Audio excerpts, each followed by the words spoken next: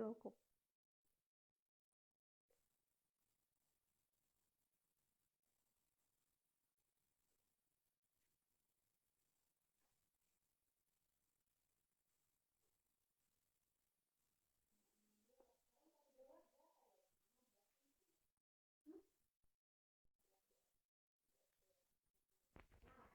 Maaf ya untuk teman-teman yang tadi gabung, kita nggak bubar kok, tapi tiba-tiba tadi waktu live kita habis, ini kita lagi nunggu Bang Iman datang dan akan lanjut bincang-bincang lagi. Ini Bang Iman udah gabung.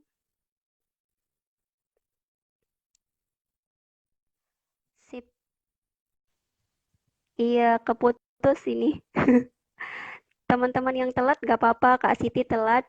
Tadi kita save di IGTV. Bang, sorry tadi rupanya kalau udah 1 jam keputus dia. Oh iya. Wah, Iya. abang pikir karena jawaban abang kurang bagus, akhirnya saya di kick out gitu. Jangan jangan-jangan disabotase ya, Bang? Enggak Jangan-jangan lah. disabotase. Enggak, bercanda, Bang. Iya, Karena lagi iya. ngomongin ateis juga ya, Bang. Kita Iya, boleh lanjut, Bang, tentang teman-teman ateis dan relevansinya dengan sila yang pertama. iya. Jadi yang saya katakan tadi, Dek Jenny, jadi kebebasan beragama tidak selalu kita langsung apa ya, semacam mengkontradiktifkan begitu ya. Jadi ya bebas tidak beragama. Tidak. Karena memang dia kebentur dengan sila ketuhanan yang Maha Esa. Udah. Ini ada ya, benturan dengan yang pertama tadi, bahwa bangsa kita memutuskan bahwa kita adalah bangsa yang mengakui bahwa tidak Tuhan selain Allah, begitu ya. Tidak Tuhan selain Allah, dan itu menjadi identitas bangsa yang nggak akan bisa luntur dan tidak lekang oleh waktu. Jadi kalau misalnya ada orang-orang yang masih memutuskan untuk tidak menyembah Tuhan, atau mereka menganggap saya ateis dan secara aklamatif dia mengatakan memang saya ateis, ya oke saja. Tapi kalau akhirnya misalnya itu mendeklarasikan dan minta buat badan ya, misalnya mau buat badan apa gitu ya, eh, Perhimpunan Ateis Indonesia atau kelompok ateis Indonesia, itu saya pikir agak riskan. Karena itu bertentangan langsung dengan apa kita ya. Jadi sepertinya bangsa kita masih bisa bedakan yang mana proses, yang mana tidak. Tapi kalau langsung meminta legitimasi formal dalam konteks yuridis, kayaknya saya percaya tidak akan ada diizinkan ya. Karena Pancasila memang tidak mungkin mengakomodir itu secara yuridis formal. Ya, itu kira-kira. Tadi apa lagi ya? Bang, ada 2 pertanyaan tadi dari akun EXO nanya tentang kalau Pancasila itu nggak abstrak, Ya. terus gimana indikator keadilan sosial bagi seluruh rakyat Indonesia? Oh, Terus tadi Bang, sorry Bang, ada pertanyaan yang kedua tadi dari Gilang. Cuman kok Nisa lupa gitu spesifik pertanyaannya. Gilang boleh tolong ditulis lagi nggak Lang pertanyaan Gilang tadi? Makasih ya Lang. Bang Iman iya. boleh jawab pertanyaan dari Excel tadi Bang. Iya. Jadi gini, ketika sila itu tidak diimplementasi dengan masif dan bisa kita katakan secara menyeluruh, dia sudah cukup uh, berhasil diimplementasi, seolah-olah kita mengatakan itu langsung kayaknya tidak ada keadilan sosial. Contoh misalnya gini aja lah, pendidikan, pembangunan pendidikan dan kesehatan di timur misalnya. Kita harus mengakui juga bahwa memang terlalu banyak mereka tertinggal dari kita. Tapi coba lihat juga, ya, di pemerintahan Bapak Jokowi, ini bukan karena Bang PNS makanya bela Jokowi loh ya. Kita bisa objektif lah, yang mana masih kurang, yang mana sudah, ya kita harus akui juga gitu ya. Kita perlu mengapresiasi juga bagaimana pembangunan di timur sangat luar biasa dan masif. Bagaimana jalan tol, bagaimana bandara di Papua itu benar-benar diperbaiki, bagaimana tenaga medis juga diperbaiki. Karena kalau Anda lihat foto-foto bagaimana orang-orang di sana, pendidikannya seperti apa, kesehatannya seperti apa, kalau ada yang melahirkan seperti apa, kalau ada malaria seperti apa, bagaimana dokter-dokter muda itu akhirnya berangkat ke daerah-daerah terpencil karena nggak ada obat malaria, mereka gugur menjadi pahlawan medis di sana. Kita bisa melihat itu sebagai ketimpangan sosial. Nah, dalam kebijakannya, Maka tadi di awal kan sudah saya katakan di Anissa, dalam konteks hukum tata negara, kebijakan-kebijakan yang baik bersifat politis dan hukum itu harus mengacu kepada Pancasila. Kalau dari dulu presiden yang ada di Indonesia benar-benar memikirkan sila kelima, saya pikir Kalimantan, Sulawesi, Papua pasti akan diperhatikan dengan baik juga. Paling tidak, ya perhatiannya agak inilah. Kalau Presiden Jokowi kan langsung aklamasi mengatakan memang hati saya, pikiran saya sekarang di Papua paling banyak. Kan dia ngomong gitu kan. Karena sudah lama sekali mereka dianaktirikan gitu loh. Bukankah itu implementasi sila kelima? BPJS misalnya. Nah sekarang kan banyak orang yang protes dengan naiknya BPJS. Saya juga memaklumi itu karena memang terlain dampak COVID, lain juga misalnya pendapatan juga bisa katakan perusahaan banyak yang tutup, banyak yang bangkrut, itu kok tiba-tiba dinaikkan misalnya. Tapi spirit dari BPJS sebenarnya itu adalah keadilan sosial. Kalau kemudian sekarang kita lihat BPJS amburadul, itu menurut saya pengelolaannya yang nggak beres. Konsepnya bagus sebenarnya. Tetapi pengelolaannya saya mau katakan memang banyak bermasalah. Ya kan? Selain lembaganya bermasalah, kesadaran warga negaranya juga rendah gitu kan. Ketika sakit daftar BPJS baru situ bayarnya gitu kan. Dan kalau sakit-sakit nggak bayar BPJS-nya gitu loh. Coba kalau prinsip gotong royong itu dipelihara, nilai-nilai Pancasila kita. Oke, saya berbagi, saya ikhlas deh gitu ya. Kalaupun saya nggak sakit, alhamdulillah. Ucapan syukur saya lah ini saya tidak sakit memberikan iuran BPJS. Apa bangkrut BPJS? Tidak lah. Ini persoalannya kan banyak orang nggak taat memberikan iuran. Walaupun saya juga banyak nggak suka dengan kebijakan di BPJS, misalnya gaji direkturnya sekian. Saya kadang-kadang mikir, kenapa ini nggak PNS-PNS yang disuruh ngurusin BPJS itu kan, yang gajinya gaji pokok sama BMK aja. Kok harus mahal-mahal? Gaji direktur BPJS berapa? Ini contoh kecil saja ya. Saya mau katakan gini deh. Kok jadi ngomongin BPJS nanti saya dipanggil lagi nanti. Saya mau katakan gini. Spiritnya BPJS itu adalah keadilan sosial bagi seluruh rakyat Indonesia. Bagaimana akses kesehatan itu bisa dinikmati dengan gratis. Ya kan? Terus terang saja saya sebagai PNS sangat menikmati BPJS. Ya, beberapa kali anak saya sakit, saya terbantu banget dengan BPJS. Saya juga bayar iurannya, saya juga bayar iuran potongan bulanan. Tapi yang mau saya katakan itu sangat membantu. Dan saya ketika wawancara ke teman-teman di konteks Surabaya, saya tahu di kota-kota lain juga mungkin nggak sebagus ini Surabaya, karena Surabaya kota besar ya. Kayaknya terbuka banget. Kalau memang ada kamar gitu ya. Nggak akan ada yang bilang nggak ada kamar hanya karena keuntungan gitu ya. Jadi lagi-lagi kalau Pancasila itu menjadi nilai komunal yang bisa diaplikasikan dengan baik, indah sekali hidup berbangsa bernegara di Indonesia ini, ya kan? Saya pikir itu, Anissa. Sip, Bang Iman, ini kita udah 20.02 nih, Bang. Abang gimana waktunya? Masih oke nggak, Bang? Soalnya kita ada 4 pertanyaan dari teman-teman. Saya sampai kalian oke lah. Saya kapan mau ditutup, tutup lah. Saya masih siap terus lah nih. Sampai pagi juga oke nih. Kita tutup sampai disabotase lagi ya, Bang. Ya, silakan lah, silakan.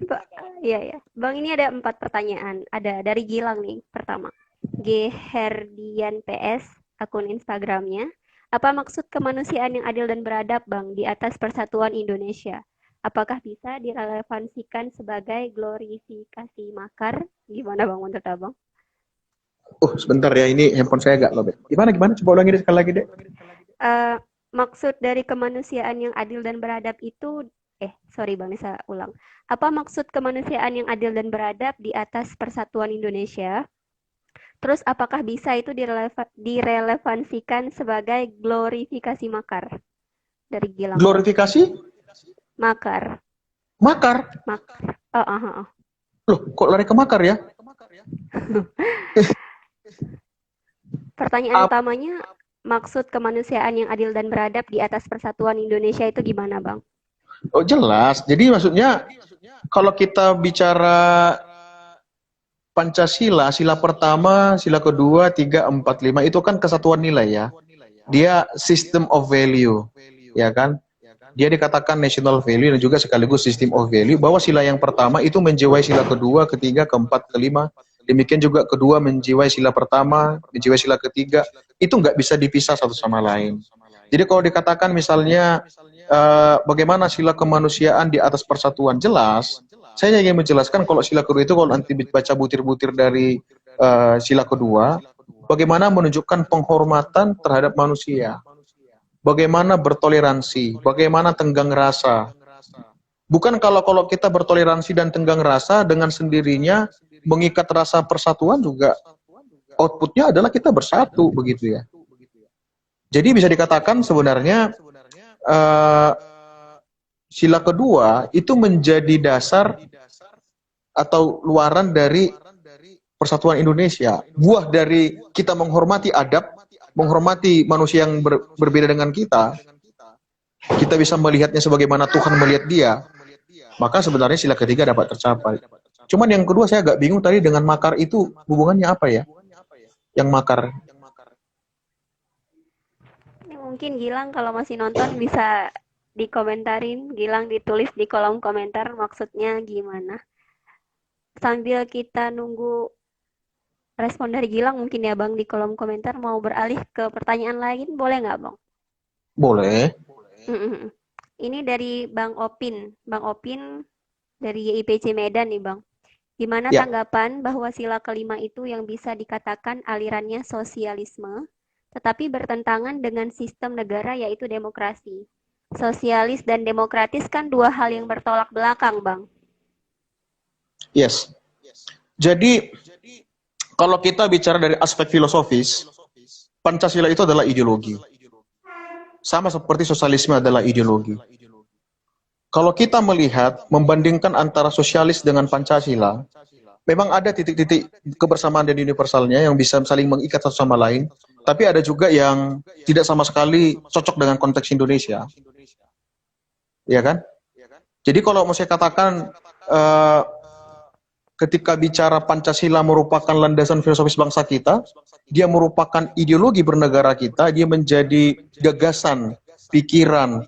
Di dalamnya itu betul-betul terintegrasilah juga nilai-nilai sosialis yang berketuhanan, sosialis yang beradab, sosialis yang menjunjung persatuan Indonesia, dan sosialis yang dalam konteks demokrasi. Kira-kira begitu jawaban saya, Opin. Hai Opin, dari Medan ini adik abang ini Opin ini. Ya, thank you pertanyaannya, Vin. Iya, ini banyak nih Bang yang ngeklaim Bang Iman milik YIPC, padahal Bang Iman milik Tuhan ya Bang. Oh iya. Bercanda Bang. Ada teman-teman banyak antusias teman-teman di kolom komentar. Ini Gilang ngerespon Bang. Tadi kan pertanyaan Gilang tentang makar. Apa maksud kemanusiaan yang adil dan beradab di atas persatuan Indonesia? Apakah bisa direlevansikan sebagai glorifikasi makar? Ini berkaca pada kasus teman-teman di Papua Barat, Bang. Terus terus Gilang juga bilang media dan Tapol Papua Barat itu menyatakan bahwa di Papua tenang-tenang aja karena dioperasi militer. Gimana tuh Bang menurut Abang? Wah, ini agak complicated ya menjawabnya ya. Jadi masalah OPM atau gerakan Merdeka Papua ya, West Papua yang minta merdeka segala macam, disintegrasi. Ini ada bercampur dengan kepentingan politik juga. Kepentingan politik dan juga kecemburuan sosial. Ya. Jadi kepentingan politik yang sebenarnya mereka berharap dalam konteks ya kayak tadi saya katakan itu, bisa jadi itu ekspresi kemarahan juga bahwa sudah lama juga memang bangsa ini menganaktirikan mereka gitu loh. Ya marilah jujur, marilah kita di ruangan ini jujurlah, coba refleksikanlah, bandingkan dengan saudara-saudaramu yang ada di timur sana. Kamu sekarang berada di sini. Dengan sarana prasarana yang kamu punya, saya yakin dan percaya kalau ada PAUD di pedalaman Papua, kalau ada TK di pedalaman Papua dan diajar orang-orang yang, wah saya yakin orang-orang Papua juga akan sehebat kita. Dan memang benar, banyak teman-teman Papua kita yang memang luar biasa. Kalau teman-teman lihat bagaimana Jokowi bertemu dengan teman-teman yang belajar di luar negeri dan dari Papua, cukup bagus ya mereka ya. Maksud saya yang begitu-begitu kayaknya muncul karena merasa tidak menjadi dianggap bagian dari bangsa ini. Pembangunan yang Japa-sentris menjadi faktornya gitu loh. Ya kan? Akhirnya mereka menganggap mungkin lebih bagus terpisah. Belum lagi campur tangan asing dalam konteks ini Australia. Yang dari mana senjata mereka begitu canggih? Siapa yang melatih?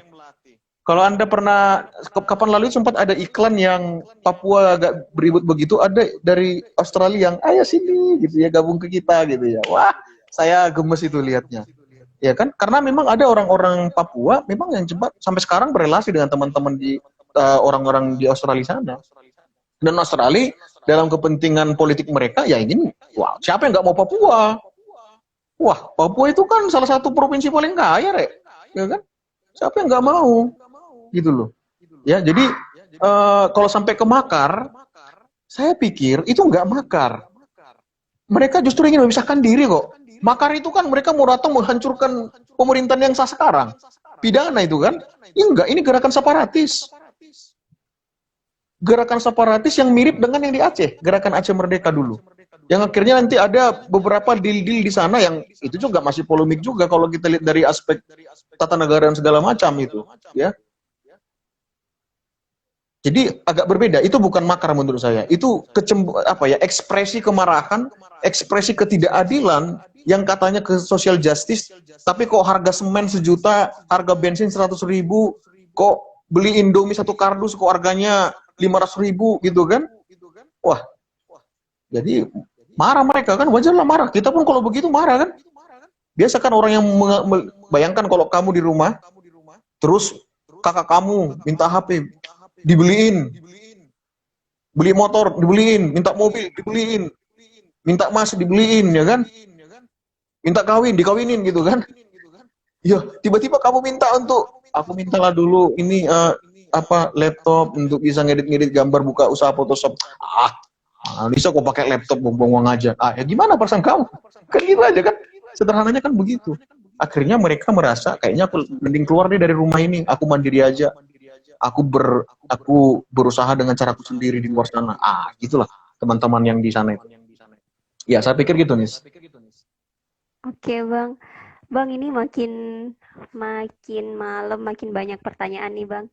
Ya. Kita bisa sampai 20-30 ya, Bang? That's okay. Jam 9, nggak apa-apa. Oke. Sip, Bang. Ini ada dari Yakobus Maniani. Yakobus nanya, jika kepentingan politik dan kecemburuan sosial itu terus berkembang, terus di mana letak keadilannya, Bang? Iya.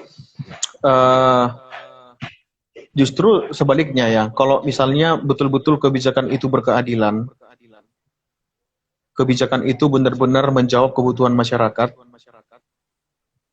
harusnya bisa. Sekarang gini deh, saya ambil satu contoh saja lah ya, Meliana. Koruptor lah.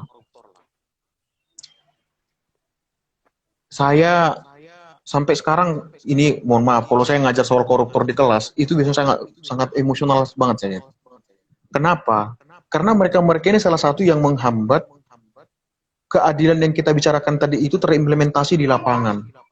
Kenapa tidak orang kalau sakit, langsung datang ke rumah sakit, ditangani, tanpa harus tanya di mana keluarganya, langsung dipegang seperti negara-negara lain. Iya kan? Kenapa? Mereka kan warga negara Indonesia. Mereka adalah anak bangsa ini. Kenapa? Karena national security kita tidak terlalu baik gitu loh. Andai kata kita secara finansial, uang-uang yang dikorupsi selama ini, lain lagi uang-uang kita yang ada di luar sekarang sedang parkir.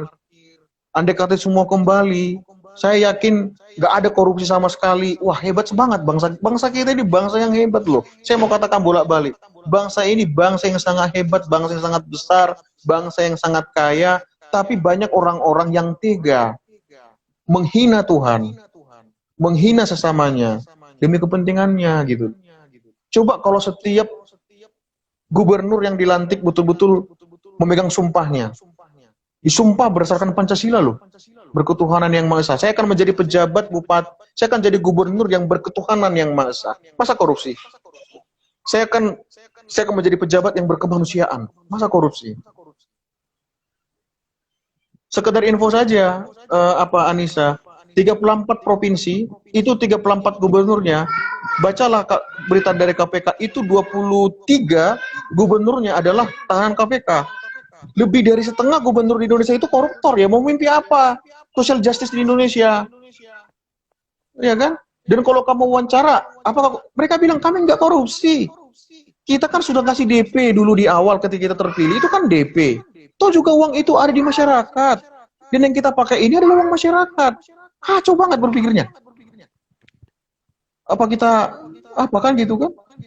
Akhirnya banyak orang yang makan triple white. Anissa tahu nggak triple white? Nasi putih, Gimana tuh, Bang? kerupuk putih, dan air putih saja. 3 Jadi, putih-putih ya, Bang? iyalah. Coba bayangkan kalau andai kata itu semua bisa diimplementasi. Mana mungkin kita mengambil kebijakan yang tidak berketuhanan yang Maha Esa, terus kita korupsi, sembarangan menggunakan anggaran negara. Mana mungkin kita tidak akuntabel, tidak akuntabel. Mana mungkin kita tidak transparan, ya kan? Makanya saya paling anti menggunakan kata pejabat dan penguasa dalam konteks demokrasi. Karena yang berkuasa dan berdemokrasi. Karena dalam konteks demokrasi yang berkuasa adalah kamu dan saya. Saya selalu bilang, apalagi kemarin yang COVID-19, DPR itu minta dites COVID dulu dengan orangnya duluan. Saya bilang apa? Ini orang-orang babu-babu rakyat yang nggak tahu diri. Sampai saya kasar itu. Kenapa? Konteks demokrasi kita adalah tuan. Mereka adalah pesuruh kita. Mereka adalah wakil-wakil kita. Bukti dari kita bosnya adalah 5 tahun yang akan datang. Kalau mereka tidak mau lagi kita ingin dudukkan di DPR, kita pecat aja yang dipilih. Itu buktinya kita berkuasa gitu loh. Nah makanya lagi-lagi mari menjadi voters yang bijak gitu loh ya. Voters yang bijak. Jadi itu menurut saya ya. Jadi bukan karena sila-sila itu akhirnya berbuat ketidakadilan. Tidak. Justru karena adanya ketidakadilan itu memberangus hal-hal yang lain yang baik itu yang ada di sila 2 dan sebagainya itu. Saya pikir gitu, Nis. Iya, Bang. Ini juga pertanyaan dari Febrian.Purba. Ini sama marganya kayak Abang. Ya, ini Eh, Febrian. Ya. Febrian nanya, yang merusak pola pikir rakyat Indonesia adalah para politikus nih, Bang. Iya. Bagaimana pendapat Abang tentang politikus di Indonesia? Apakah pola pikir mereka itu udah sesuai sama Pancasila ini? Nama Menurut juga Abang politikus. gimana? Politikus, tikus poli banyak, tikus banyak tikus di Indonesia. Enggak ya, aduh, kacau saya ini nanti dihajar sama politikus aku. Yang pertama, terus terang aja, saya pribadi sangat tertarik terjun ke dunia politik. Ya, saya berdoa sama Tuhan, mungkin setelah saya di dunia akademisi, saya akan terjun di bidang itu. Nanti jadi Uh, tikus juga dong, Bang. jangan dong, didoain jangan lah. Enggak, Gini, Bang. Eh, sebenarnya memang masih banyak masalah dalam konteks perpolitikan. Kita juga memang masih banyak ketinggalan lah. Di negara lain, Anissa dan teman-teman, itu terjun ke dunia politik itu panggilan, pelayanan. Biasanya orang-orang terjun ke politik itu orang-orang yang sudah mumpuni di bidang finansial. Bukan ujuk-ujuk karena nggak ada pekerjaan jadi politisi. Tidak. Betul-betul dia ada panggilan dari dalam, dari jiwa. Dia ada compassion. Dia ada belas kasihan melihat bangsa dan negaranya. Dia bersedih melihat ketidakadilan. Dia ingin masuk ke sana menjadi legislator di sana. Dia ingin betul-betul menjadi jawaban atas keresahan yang selama ini dilihatnya. Tapi bagaimana? Untuk terpilih aja mereka sudah buang uang begitu hebat gitu loh. Maka selalu saya pikirkan gini, Anissa. Baik sekali dalam konteks Indonesia, mekanisme rekrutmen dari para politisi yang duduk di Senayan, yang duduk di anggota DPRD, baik itu di provinsi, kabupaten, dan kota, itu harus diperbaiki rekrutmennya. Jadi kayak ngelamar aja, jadi tes TPA-nya ada. Abang ini loh, jadi tes PNS itu 6 bulan loh saya jadi. Untuk tes dosen PNS di Indonesia itu saya butuh 6 bulan tesnya. Tes akademik dulu, tes psikotes dulu, tes bahasa Inggris dulu, tes bagaimana ngajar, tes wawancara lagi, ya kan? Banyak sekali tesnya untuk PNS itu. Itu masih jadi CPNS, PNS dites lagi. Mau sertifikasi dosen sekarang saya lagi tes itu, dites lagi. Banyak sekali tesnya. Lah ini kok jadi politisi di Indonesia ini kok gampangan gitu loh, kok murahan banget caranya gitu loh. Ya kan? Gimana kenapa nggak dibuat rekrutmen partai politik, open rekrutmen? Partai PD Perjuangan merekrut para kader-kadernya. Kader-kader yang mumpuni silakan mendaftar. You harus punya TPA kecerdasan sekian. You harus punya kecerdasan emosional sekian. You harus punya spiritual current yang sekian. Anda harus punya kemampuan berpikir Rasiologis kamu bagus nggak? Bicara keadilan kamu nggak mampu nggak? Panggil para psikolog untuk langsung wawancara. Panggil tes TPA yang apa itu? Minimal TPA berapa? Jika perlu berbahasa Inggris harus bisa. Kan wajar dong kita dapat legislator yang hebat-hebat. Karena jadi perwakilan gitu loh. Wajar dong kita pilih yang mantap. Wajar dong kita pilih yang kaya akan ilmu. Ketika mereka merumuskan peraturan undang-undangan, kalau kejiwaannya sehat, bagus dia. Rohaninya bagus, mantap juga. Tapi kan di bangsa kita kan belum kayak gitu lah. Ya kan? Banyak kita ini apa ya dipilih ya kan? Suara dibeli sampai ada serangan fajar. Desa ini menerima serangan fajar ya kan? Sampai ada kemarin yang narik narik karpet ya, yang sempat dikasih bawa pulang sama aja, nggak dipilih soalnya gitu loh, kan kacau. Jadi paradigmanya itu masih katrok gitu loh, belum melihat politik itu merupakan panggilan. Politik itu natur dari politik itu sangat mulia, saya mau katakan itu. Coba Anda lihat para pemikir-pemikir dari Plato, Aristoteles ketika mereka mengurai, Socrates bagaimana mereka mengurai arti berpolitik. Mulia sekali loh. Kita perwakilan Tuhan dalam mengambil kebijaksanaan dan hikmat. Ya kan? Nah, itu. Jadi kalau Anissa nanti mau jadi anggota dewan, ya bolehlah, ya kan? Rekrutmen. Saya bukan mau promosi lah. Saya kan kebetulan juga PNS, gak boleh ngomong partai sebenarnya. Tapi paling tidak kayak di partai PSI ya, Partai Sosial Indonesia, saya lihat mereka mekanismenya sudah bagus. Nasdem juga sudah mulai. Ada beberapa partai sudah mulai mempraktikkan itu. Mulai rekrutmennya, diwawancara, dibawa, dites. Itu kan mantap lah. Jangan seperti konvensi presiden dari partai tertentu yang udah dikonvensi, ada yang satu dapat, tapi gak jadi. Itu kan gak mantap juga gitu kan. Jadi rekrutmennya, Febrian, yang menurut Abang harus perbaiki deh.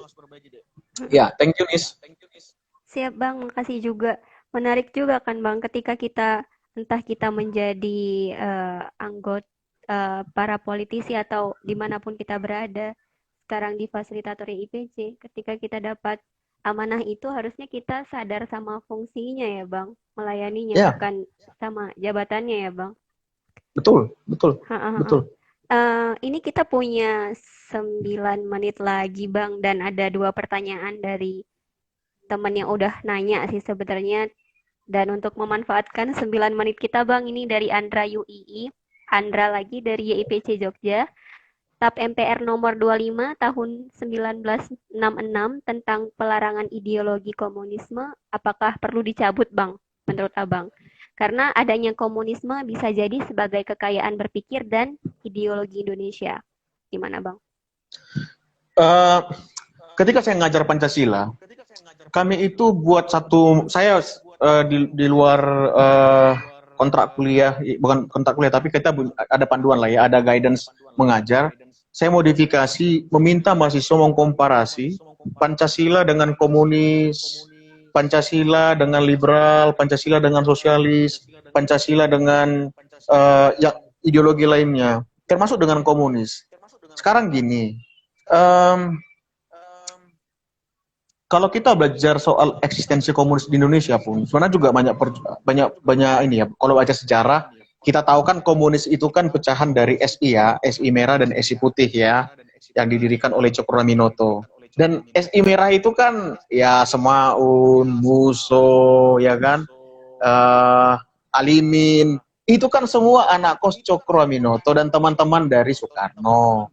Demikian juga Kertosuwiryo yang mendirikan NII, yang akhirnya dia ditembak mati di era Soekarno. Tapi kenapa Soekarno harus menandatangani hukuman mati dari sahabat baiknya? Teman kos, bayangkan ya, teman kos loh. Bayangkan kalian teman-teman di EPC itu, misalnya ada sekretariat, sering ngobrol, cerita, tiba-tiba teman kamu beda ideologi dan kamu harus tanda tangan hukuman mati teman kamu. Aduh, beratnya sekali itu ya. Tapi demi menjaga ideologi dan marwah sebuah negara, itu harus diambil, saudara. Komunis juga sama. Komunis itu ada nilai-nilai yang irisannya dengan Pancasila. Karena memang Pancasila itu nilai universal. Tetapi ada hal-hal dari komunis itu yang tidak relevan dengan konteks ideologi kita, saudara. Jadi kalau sekarang misalnya kita katakan, apakah PKI cocok di Indonesia? Saya mau katakan tidak. Tidak cocok dalam konteks diri bangsa kita. Kalau kita bicara komunis, pers nggak bisa kan? Semua manajemen produksi dikuasai oleh negara. Sama rasa sama rata. Ya kan? Kalau akhirnya orang nggak bisa lagi melihat bahwa ada perjuangan di sana, ada demokrasi di sana, ada kebebasan berpendapat dan segala macamnya. Justru itu bertentangan dengan sila kedua misalnya. Bahwa dengan sila kedua, kemanusiaan yang adil dan beradab, kita melihat setiap manusia, dia punya hak berbicara gitu loh. Dia berhak mengkritik pemerintah in a good way loh ya. Bukan mengkritik yang tanpa dasar. Tapi kalau di komunis ya nggak bisa. Kesannya memang sangat otoriter sekali dia, ya. Tapi banyak nilai-nilai komunis yang baik, iya, dan memang nilai itu juga ada di Pancasila. Ngapain kita manggil komunis? Kan enak sekali kalau ada nilai-nilai itu, tapi kita dalam konteks kita lebih kaya. Dia berkemanusiaan, dia berketuhanan yang Maha Esa, ya kan? Tetap ada ya stratifikasi sosial ada, nggak masalah. Tapi kan ada juga keadilan yang distributif bahwa misalnya pajak orang kaya, kalau kamu seperti Otman Paris, pajakmu lebih besar dibandingkan pajak jelata seperti kita. Kan ada yang begitu-begituan, ya kan? Artinya bahwa dalam konteks Pancasila justru lebih, lagi-lagi kan menjawab pertanyaan kita hari ini, apakah relevan Pancasila? Saya mau katakan, seusia apapun bangsa kita ini, sangat relevan Pancasila menjadi ideologi dasar negara, demikian juga pasal bangsanya. Itu kira-kira untuk jawaban yang itu, Anissa. Siap Bang, makasih banyak Bang. Dan ini pertanyaan kita yang terakhir di Peace Talk edisi pertama. Oke. Dari Bang Opin, masih dari Bang Opin. Bang Iman, apakah membangun bangsa itu hanya dari jalur politik? Haruskah diriku menjadi politisi untuk berbakti kepada negara? Gimana nih Bang? Enggak lah ya, semua aspek ya. Ya sekaligus sama sebenarnya Bang pribadi ada panggilan, saya katakan tadi memang kalau kita bicara legal policy dalam konteks ini untuk merumuskan, karena negara hukum itu kan bahwa semua kebijakan pemerintah, kebijakan Jokowi, kebijakan dari gubernur, kebijakan dari bupati, wali kota itu kan harus ada dasar fondasinya yaitu hukum, karena kita negara hukum. Maka dibutuhkan orang-orang memang yang bisa memikirkan itu dengan detail dan komprehensif. Dan itu rumahnya, dapurnya ada di rumah legislasi. Perlu sekali orang-orang terjun di dunia itu sebenarnya. Kalau ada pun nanti komisi 1, komisi 2, komisi 3, 4, 5, itu kan aspek-aspek dan bidang-bidang tertentu yang itu mengeluarkan outputnya produk peraturan perundang-undangan. Yang juga mereka berfungsi untuk mengawasi kinerja eksekutif. Ya, jadi saya mau katakan bahwa tidak harus menjadi politisi untuk membangun bangsa ini. Menjadi social worker. Anda hidup seumur hidup Anda menjadi full timer, menjadi social worker seumur hidup Anda. Itu panggilan yang sangat mulia. Panggilan yang sangat mulia. Jangan sampai kita oh ini mulia, ini tidak. Menjadi petani sekalipun itu sangat mulia dalam konteks berbangsa bernegara. Menjadi seorang pedagang sangat mulia. Menjadi seorang YouTuber sangat mulia. Semua profesi mulia asalkan semua itu bisa dibangunkan berdasarkan panggilan pribadi, pilihan Tuhan atas kita untuk kita bisa menjadi berkah untuk bangsa ini, dan sampai akhirnya kita setia sampai kita nanti akhirnya dipanggil Tuhan kembali ke rahmatullah, kita bisa dibilang, wah kamu sudah setia anak buah, wari, ayo kamu masuk, santai dulu lah ya kan, surga lah gitu kan. Tapi jangan sampai kita menganggap ini mulia, ini tidak. Saya nggak pernah berpikir posisi saya sebagai dosen sekarang di UNESA itu jauh lebih mulia dengan saya 10 tahun menjadi pekerja sosial. Oh enggak. Demikian juga nanti kalau saya terjun menjadi politisi. Saya nggak akan pernah menganggap di dosen itu nggak mulia. Ini mulia, ini hanya peran saja. Tapi pertanyaan adalah selama saya menjadi dosen, apa yang boleh saya lakukan untuk visi itu? Apa yang saya lakukan untuk bangsa saya melalui dunia perdosenan ini? Makanya ketika kita mengajar dipercayakan 15 kelas, 14 kelas, kita ambil itu untuk kesempatan bertemu banyak dengan orang muda, ya kita tukar pikiran beginilah, ya kan? Di kelas tukar pikiran, ya kan? Sesekali ajak ke YPC, event-event YPC, ya kan? Hadir mereka, oh begini. Paling tidak dia sadar, ada cerita ke orang tuanya. Paling tidak dia bisa ngomong, kalau nanti voters, jadi voters tolong dong ngajarin emak kamu jadi voters yang bijaksana. Ya terima uang, jangan dong terima uang. Itu kan menggadaikan kemartabatannya. Sampai misalnya kalau kamu menggadaikan suaramu itu menjual martabatmu sendiri. Segitunya ya Pak? Ya segitunya. Itu sila kedua, Pak. Aku bilang ya kan. Itu sila empat juga gitu loh. Ya. Jadi saya pikir itu Ovin. Saya mau katakan tidak harus jadi politisi. Menjadi seorang pengusaha, menjadi seorang social worker, menjadi seorang hamba Tuhan, menjadi seorang ustadz, bekerja di pesantren, mengabdi pesantren. Wah, itu panggilan-panggilan yang mulia anak muda. Mainkan peranmu, pastikan kamu sedang di track itu, dan jangan pernah berhenti memberikan yang terbaik, karena nanti kamu menyesal di akhir hidupmu. Ternyata kamu menyatakan, wah ternyata saya tidak menggunakan hidup saya dengan baik. Dan kamu mengatakan semua sudah terlambat. Lalu nafas pun sudah nggak sama kita lagi. Jangan. Pastikan selagi masih hidup, masih bisa efektif, kita lakukan sesuatu yang berguna untuk bangsa kita. Kecil, besar, tidak apa-apa. Yang penting kita terus berbuat untuk bangsa kita. Terima kasih, Anissa. Makasih juga Bang Iman. Sekaligus jadi penutup juga tadi ya Bang. Ya, Sebuah motivasi di akhir refleksi kita terhadap dari hari kelahiran Pancasila yang hari ini kita peringati bareng-bareng. Em, Nisa nggak mau kasih kesimpulan karena teman-teman di ya. sini tadi sampai 25 orang gabung sama kita Bang dari jam 19.00 sampai sekarang udah 20.30. Teman-teman pasti punya banyak pelajaran dari Bang Iman, terus banyak hal-hal baru yang kita pelajari bareng dan makasih banyak untuk Bang Iman udah meluangkan waktu Sama-sama. 1,5 jam untuk kita belajar bareng. Terus makasih juga untuk teman-teman Peacemaker Ya. yang udah gabung. Eh ini program perdana kita dan insya Allah semoga kita bisa konsisten tiap Oh, minggu. Jadi teman, perdana. Oh.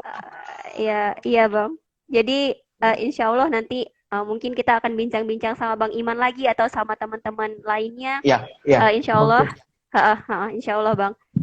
Teman-teman yang baru gabung atau tadi gabung setengah bisa nonton di IGTV YIPC Indonesia dan makasih banyak untuk yang udah nonton. Bang Iman, mohon maaf kalau ada salah kata Bang. Oh, nggak ada. Salah kata, nggak ada. Sip, Oh, sip saya Bang. makasih banyak ya. Makasih banyak sudah diizinkan Iya Bang, berbicara. siap, Ya, saya mohon siap. maaf misalnya tidak Anda bertanya terus ternyata aku nggak cocok dengan saya. Saya mohon maaf lah. Saya mau belajar.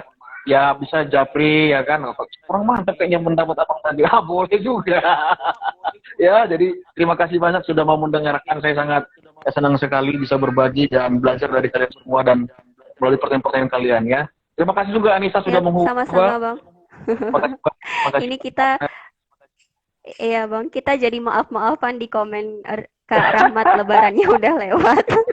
Ya teman-teman Oke. selamat merefleksikan lebaran juga dan sampai jumpa di Pistok selanjutnya. Salam Shalom. Salam, salam, salam, salam. Terima kasih. Allah berkahi. Terima kasih Bang Iman, bisa tutup ya Bang.